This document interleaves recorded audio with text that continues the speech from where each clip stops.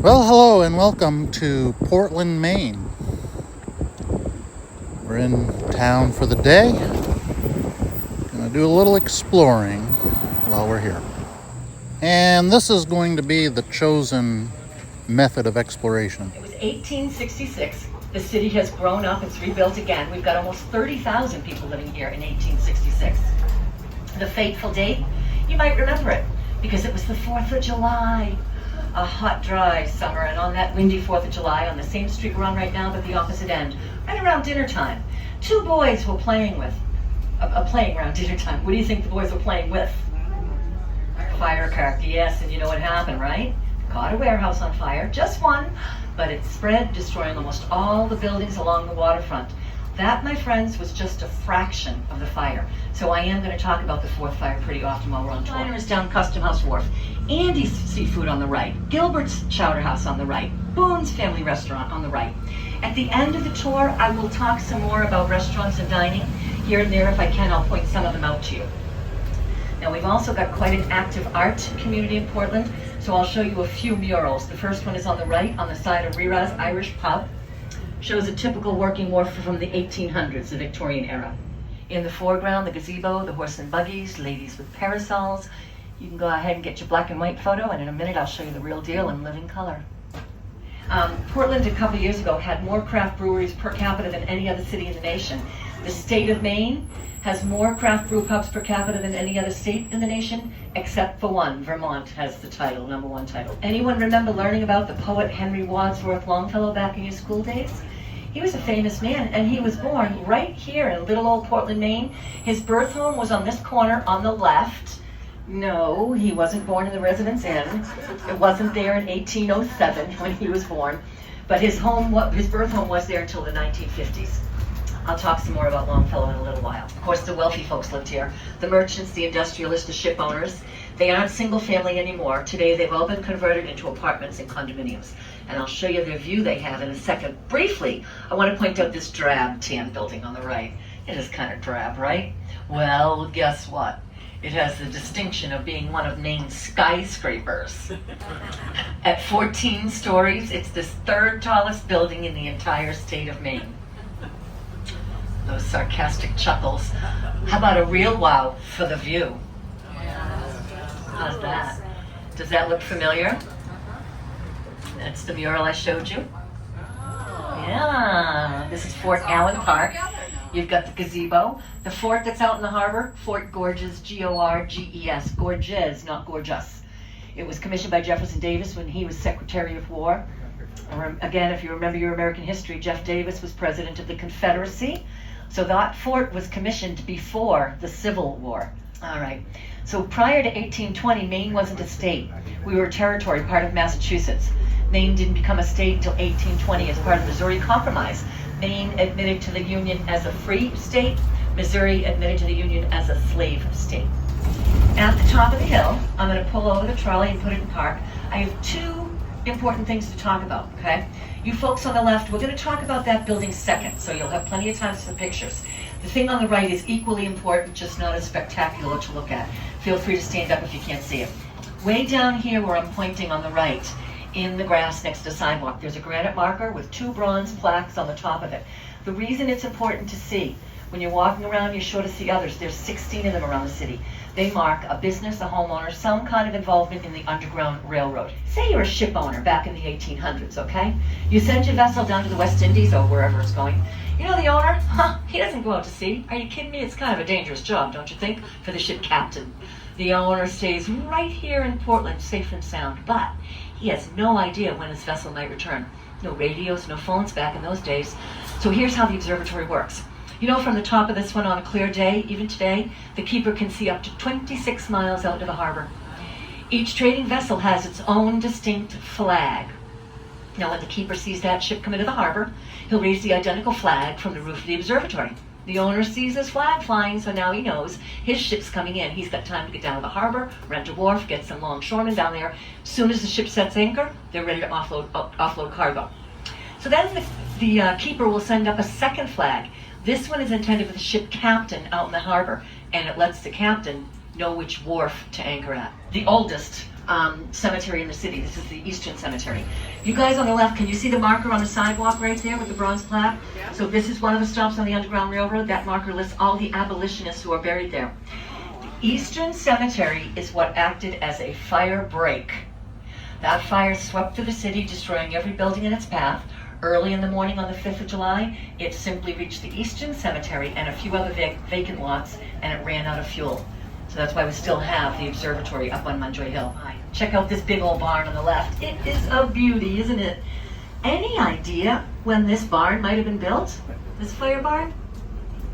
Yeah, shortly after the fire of 1866, of course, right? Well, you know why? They needed one. 5 firehouses destroyed in the fire. 6 schoolhouses, 8 churches, every bank in the city, every lawyer's office in the city, all destroyed in the fire of 1866. So today, right, Exchange Street is not the financial district anymore. It's one street in a 6-block area we call the Old Port.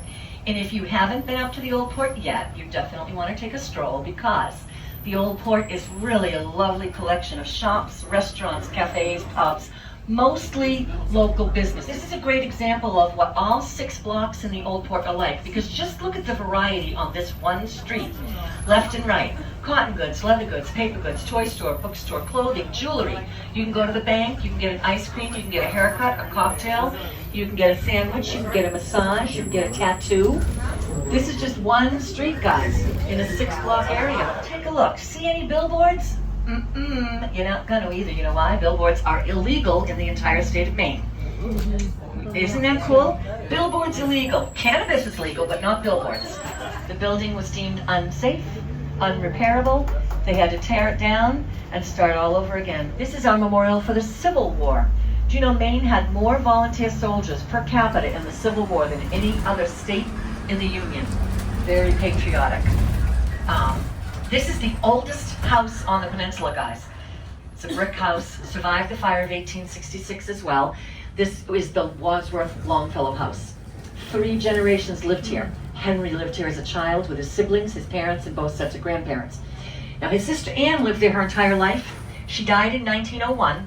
When she died, her brother was so famous worldwide, she knew that the building would be a historical landmark, so she donated the house to the Historical Society. They have maintained it since then, so today it's a museum. Everything inside is exactly like it was when the Wadsworth Longfellows lived there. Longfellow, notice the lion's head on the armrest, the long gown, the curly hair, the bushy beard. Around the back side of the statue, you'll see a stack of books underneath his chair. Now, as I said, he was quite famous. He really was worldwide. The entire nation celebrated his 70th birthday, and it was considered a national holiday. But with fame, very sadly, didn't come happiness, and he had quite a tragic adult life. Listen to these stories. The first thing, he was on tour in Europe one summer with his wife Mary, and Mary suffered a miscarriage, and eventually she died from complications. Sadly, he returns to the States a young widow, but he meets and marries his second wife Fanny in Cambridge, Mass., where he was a professor at Harvard. They had 6 children together, Fanny and Henry. You know, in the Victorian era, folks didn't use melted wax for just candles. They used it for a lot of things. One thing, if they were canning vegetables, they'd use that hot wax to seal the lid shut tightly on the jar. So one hot summer day, Fanny was melting wax. She wanted to seal an envelope shut. Inside the envelope, locks of curls from one of their children. And this is where tragedy, and this really is tragic, horrific. Some of the hot wax, right, drips onto her silk gowns, and they went up in flames. Henry's in the next room. He rushes in, desperate to try and save her. He can't. She dies from her injuries. Henry's burned severely too, especially his face. You know, I pointed out that beard that he wore. That wasn't fashionable. In the Victorian era, men wore mutton chops, sideburns and ends on the cheek. Henry sported that heavy beard for the rest of his life. Initially, can you imagine how painful it would be to shave where he'd been burned? And then he kept the beard to cover the burn scars he was left with. So really quite horrible. Homes, including the West Mansion. This was on the market about 10 years ago for only $2.5 million, and one family outbid me. A girl can dream, right? You guys know the movie A Christmas Carol with Ebenezer Scrooge, right? That's the Victorian era. So picture these homes when they were built. The front door opens. The gentlemen come out with top hats and coattails. The ladies carry parasols. Look at the door knocker on the front of the house. See that scowling face? Remember in one version of Scrooge, it comes to life? You will be visited by 3 ghosts this evening. Can you imagine having a few too many cocktails and coming home to face that? Okay, now we're going to see the Portland Headlight, I think is what she called that. And this area is called Cape Elizabeth, I think.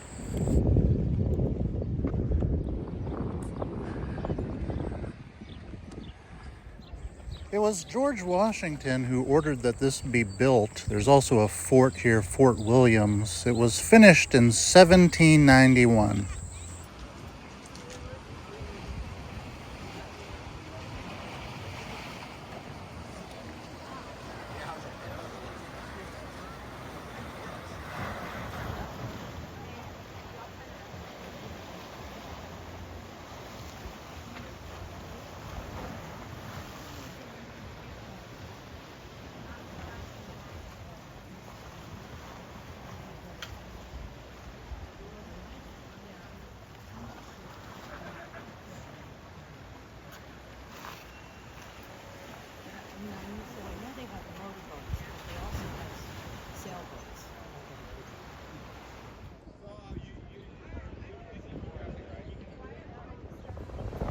And I guess this is where Henry Wadsworth Longfellow sat and was inspired to write a poem called The Lighthouse.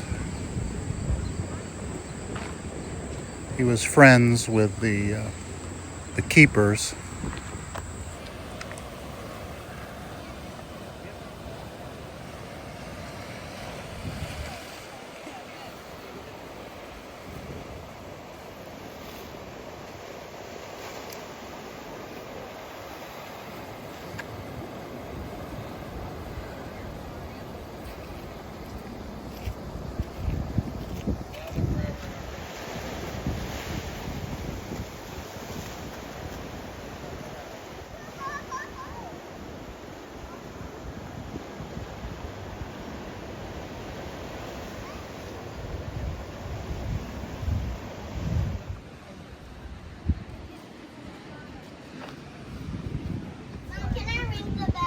No, we cannot ring the bell.